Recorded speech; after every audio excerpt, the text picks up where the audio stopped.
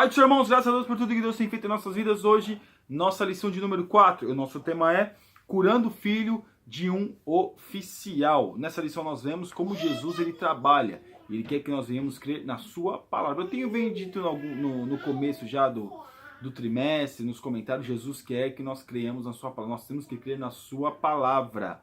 Não adianta a gente ficar se baseando em sinais e maravilhas, porque até o inimigo das nossas almas faz descer fogo do céu. Então nós temos que crer na sua palavra. O nosso texto do dia que está em João capítulo 4, do versículo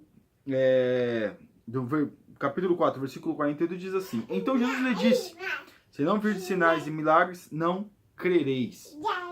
Então, aqui nós vemos que Jesus ele está dizendo o quê? Não apenas crer quando vir sinais e milagres, mas sim na sua palavra. Assim, quando não houver sinais e milagres, nós temos que continuar crendo na palavra de Deus.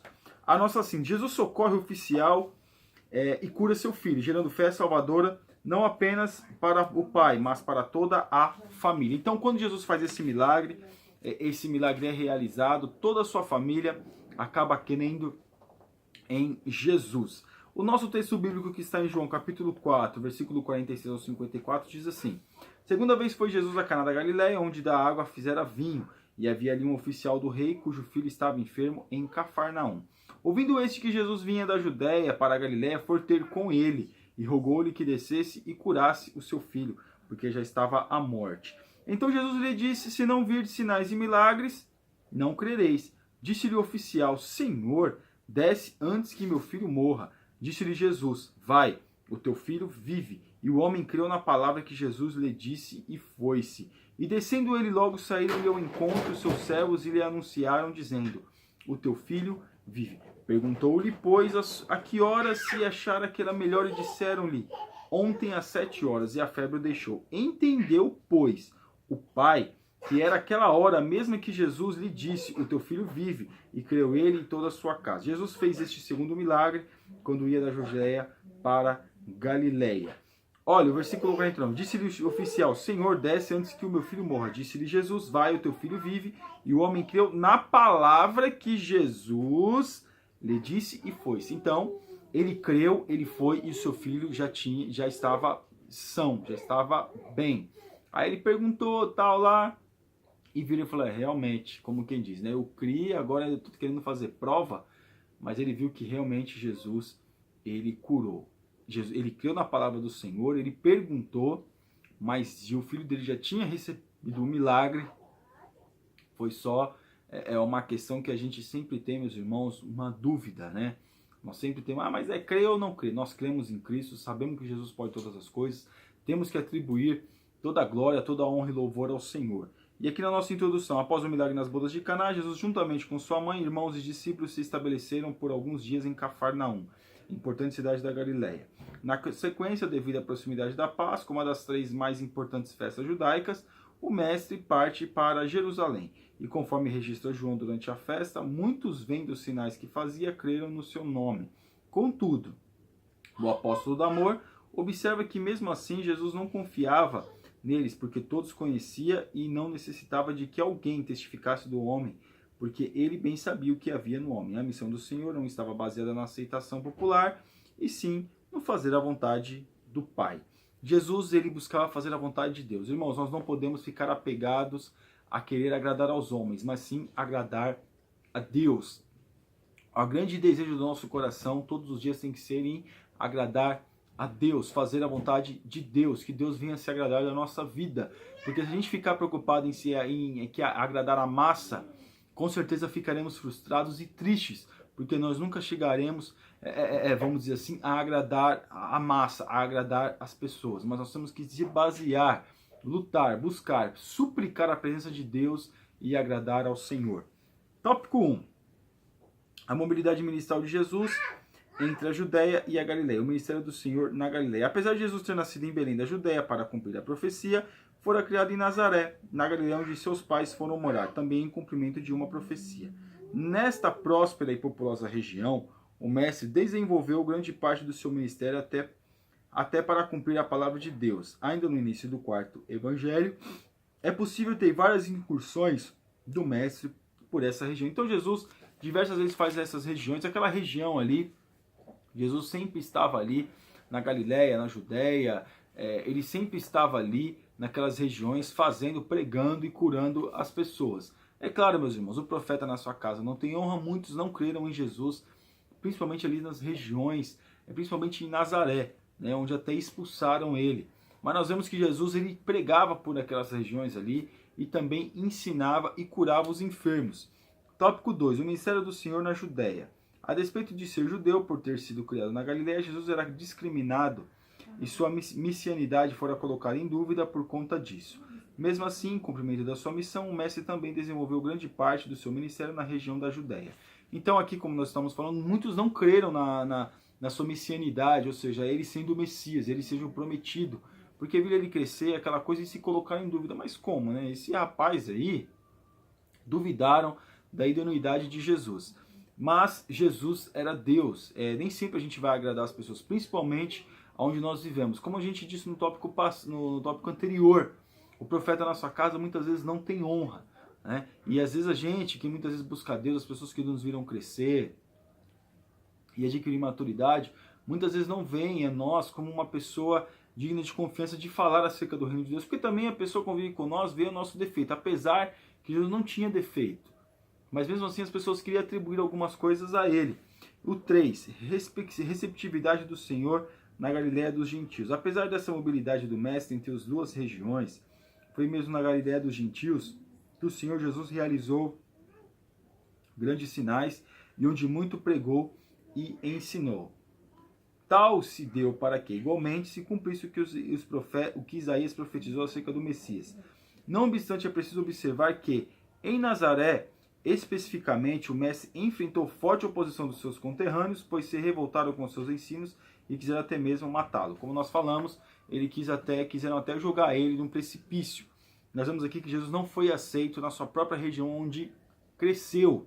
Não nasceu, mas cresceu. Jesus não era aceito naquele lugar, na sua própria cidade, onde ele cresceu. Então nós temos que colocar em xeque essa questão, mas Jesus continua sendo Deus, né? Às vezes as pessoas não vão nos valorizar, porque, como nós já falamos, conviveram conosco.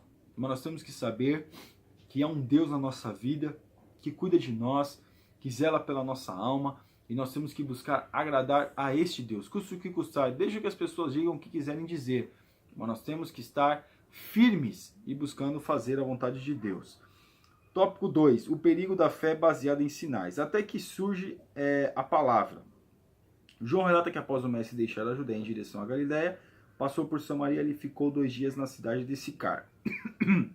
Irmãos, nessa cidade Jesus não fez nenhum milagre, Jesus apenas pregou a sua palavra, como até um dos comentários anteriores nós falamos sobre isso. Jesus apenas pregou a palavra, e as pessoas creram em Jesus através da sua palavra.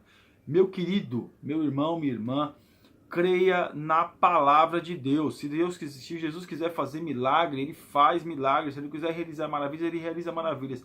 Mas o que cabe a nós é crermos na sua palavra. Crer naquilo que ele fala a nós, diretamente através da sua palavra. Irmãos, muitas vezes a gente pensa que Jesus vai chegar, vai fazer, que Jesus vai falar conosco de uma forma, mas Jesus tem a sua palavra. Nós temos que se basear na sua palavra, através dos tempos. A sua palavra resistiu aos tempos, resistiu às perseguições. Então nós temos que crer na sua palavra. Então aqui, no tópico na parte 2, a abrangência do Evangelho de João. Este episódio e outro, como o dos gregos que queriam ver Jesus, por exemplo, explica o porquê de o quarto evangelho ter um propósito mais abrangente e de também colocar em seu prólogo que Cristo veio para o que era seu e os seus não receberam. Irmãos, quando diz que os gregos queriam ver Jesus, queriam falar acerca de filosofias com Jesus, queriam questionar Jesus acerca de muitas questões. Então aqui, Jesus, o que o Evangelho de João ele vai tratar para nós? Acerca de Jesus como palavra, como verbo que se fez carne. Não vemos muitos milagres no Evangelho de João, mas nós vemos sim Jesus como Deus, como verbo que se fez carne e habitou entre nós. E vemos a sua glória como a glória do unigênito do Pai, cheia de graça e de verdade, cheia de graça, um Deus que se compadece dos homens, um Deus que se coloca no lugar dos homens. É isso que nós vemos Jesus no Evangelho segundo escreveu São João. O tópico 2, abrangência do Evangelho de João nós já falamos. O 3. O contraste da fé baseada em sinais. Após deixar Samaria, o mestre seguiu viagem rumo à Galiléia, e mesmo não contando o episódio da perseguição enfrentada por Cristo em Nazaré, João cita a referência que Jesus faz acerca do fato de que um profeta não tem honra na sua própria pátria. É o que nós falamos no começo. Jesus faz essa menção por quê? Porque eles ali não estavam crendo em Jesus, não criam em Jesus, não estavam crendo na presença, na divindade do Senhor, porque viram, acompanharam o crescimento do Senhor. O grande problema de nós, seres humanos, é nós sempre apontarmos uma crítica para a pessoa. A pessoa pode fazer 100 coisas certas, mas se ela fizer uma errada, é como se aquelas 100 que ela fez fosse tudo jogada por água abaixo.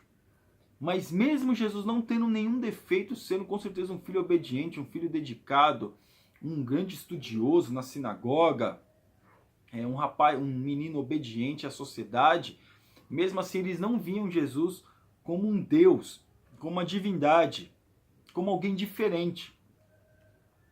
E aí Jesus cita, o profeta não tem honra na sua pátria. Então, às vezes, meus irmãos, a gente se esforça tanto não para agradar as pessoas à nossa volta, mas a gente quer que as pessoas respeitem nós pela nossa maneira de ser, pela nossa maneira de se portar, mas aí a gente se decepciona, porque as pessoas que estão à nossa volta, ao invés de ver Cristo em nós resplandecendo, elas vão ver os nossos defeitos. Apenas os nossos defeitos vai falar muito mais do que as nossas qualidades. Então, meus irmãos, fique tranquilo com isso, que a gente o ser humano está sujeito a errar. Porém, as pessoas vão sempre se basear nos nossos defeitos, nas dificuldades que nós temos. Mas Jesus, Deus Todo-Poderoso, nem Ele agradou a todo mundo. Por que nós queremos agradar? Nem Jesus agradou a todos. Por que nós queremos agradar? Então há um grande engano da nossa parte querer agradar as pessoas. Tópico 3. O milagre que gerou salvação. O desespero de um pai. O evangelista oportunamente observa que Jesus viera pela segunda vez em Caná da Galiléia, justamente onde realizaram o milagre da transformação da água em vinho. Desta feita, um oficial, provavelmente da corte de Herodes, ouvindo falar que o mestre chegou de viagem da Judéia, recorreu a Jesus e suplicou que ele curasse o seu filho, que estava à beira da morte. Ele chega como um pai desesperado: "Ô Senhor, desce, vem falar comigo, né? Que o Senhor tem que descer, que o Senhor tem que me atender." O desespero, Jesus fala para ele, ele creu. Ele creu e recebeu o milagre. Jesus, ele teve que crer e recebeu o milagre. E não era qualquer um da corte, provavelmente da corte de Herodes, não era um crente, era uma pessoa comum no sentido de não professar essa fé, né? Porque ele provavelmente era um rapaz, era um homem importante, era um oficial. Então nós vemos aqui, meus irmãos, que Jesus mesmo assim ele se compadece deste pai e ele cura o seu filho. O 2, um homem de fé. João informa que Jesus responde negativamente ao pedido do oficial, pois o mestre já está farto de pessoas ávidas por sinais e que precisam ver para crer. Esse é o grande problema nosso. Nós temos que ver para crer. Nós temos que tomar o exemplo, meus irmãos, do povo ali de Samaria, da cidade de Sicar, né? Que não eram nem se davam com os judeus, não aceitavam os judeus, mas criam no prometido, no Messias. E eles creram em Jesus como o Messias. Jesus não fez nenhum milagre naquela cidade, mas todos creram. Então nós temos esse grande defeito, que nós temos que ver para crer. Basta a sua palavra. É a palavra do Senhor Jesus, é que nos cura, é que nos dá vida, é que nos transforma, é que nos levanta. Este pai de família, apesar do seu desespero, e Jesus falando com certeza mansamente com ele aqui, o autor fez um comentário acerca de Jesus estar farto das pessoas que vêm só com interesse e não querem nada com o Senhor. É claro, nós não vemos depois a trajetória desse oficial, mas com certeza, meus irmãos, eu quero crer que ele foi uma das testemunhas que levou o evangelho. 3. Um milagre que salvou uma família. O texto joanino diz que tão logo recebeu esta palavra do Senhor, o oficial retirou-se e assim que encontrou seus empregados, recebeu a notícia de que seu filho estava bem. Por curiosidade e certamente para confirmar o milagre, o funcionário do rei perguntou o horário exato em que seu filho apresentou-se melhor. Após receber a informação, o oficial certificou-se de que havia sido justamente o momento em que o mestre disse-lhe que o seu filho estava bem. Então, meus irmãos, E claro, por curiosidade, eu acho que não foi nem por tanta incredulidade, foi mais por curiosidade, ele perguntou, né, viu seus empregados, perguntou, eles confirmaram, não, foi a tal hora, exatamente a hora que Jesus tinha falado com aquele homem. Jesus, ele é Deus, e nós temos que crer na sua palavra. Jesus falou, está falado, meus irmãos, a gente ficar discutindo porque está falado, Jesus disse, está dito, então nós temos que crer na sua palavra, é a palavra do Senhor que nos ajuda, que nos fortalece. E aqui, meus irmãos, na nossa conclusão, o apóstolo do amor encerra a sessão objeto da presente lição dizendo que Jesus fez este segundo milagre quando ia da Judeia para a Galileia, ou seja, no caminho. Acostumados à ideia de esperar muitas vezes, confundimos com comodismo. O oficial do rei, como pai responsável, não esperou acomodado, mas correu em direção a Jesus para que o mestre atendesse seu filho. O resultado de tal busca não poderia ser melhor. Além da cura, toda a sua casa foi salva, que possamos ser igualmente dispostos a termos a mesma fé do oficial, ou seja, a fé de buscar, de ir até o Senhor, de falar com o Senhor para que nós venhamos alcançar o nosso milagre, alcançar a nossa bênção, de falar com o Senhor, de crer na sua palavra. Aquilo que ele disse, nós temos que crer que está dito, como aquele oficial ele fez. Aquilo que Jesus disse, ele viu que estava dito, que estava feito. Ele, por curiosidade, perguntou. E aqui o texto não vai falar que ele foi incrédulo, mas nos dá a entender, assim como o comentarista da revista disse, da lição disse, que ele fez uma menção acerca de como uma pessoa curiosa. Então, essa é a questão. Por quê? Porque Jesus falou e aconteceu. E ele creu na palavra do Senhor. Então, nós temos que crer na sua palavra. Jesus pode fazer um milagre, como pode não fazer. O que nós temos que fazer é crer na sua palavra. Amém, irmãos? Que Deus abençoe os irmãos. Em nome de Jesus, você ainda que não é assinante do nosso canal, está convidadíssimo a assinar. Que Deus te abençoe. Deus abençoe. Fique na paz. Amém.